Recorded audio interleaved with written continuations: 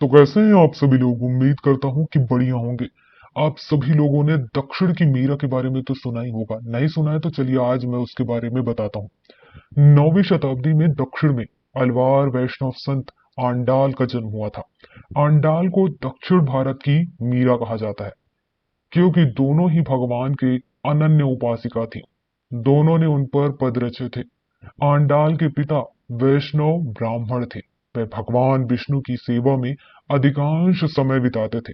उन्होंने एक सुंदर फुलवारी लगा रखी थी, जिसके फूलों से माला बनाकर वे रंगनाथ स्वामी, मतलब भगवान विष्णु जी को ही रंगनाथ स्वामी कहा जाता है, उन्हीं को अर्पित करते थे।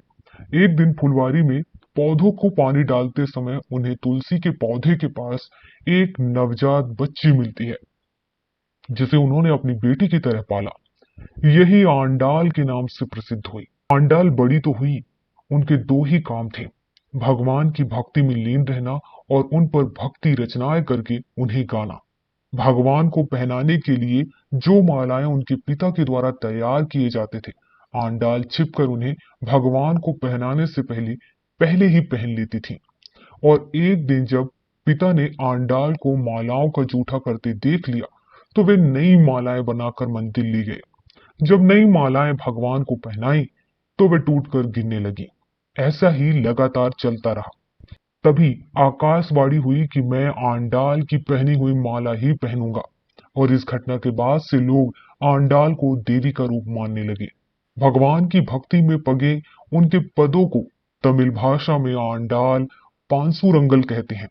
आंडाल ने स्वप्न में देखा कि उनका भगवान श्री रंगनाथ, श्री भगवान विष्णु जी के साथ विवाह हो रहा है।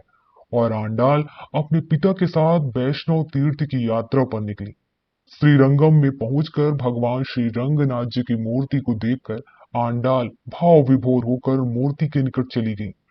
और कहते हैं कि मूर्ति से एक प्रकाश निकला, जिससे सभी की आंखें चकाचौंध हो गई और पलक झपकते ही आंडाल अदृश्य हो गई।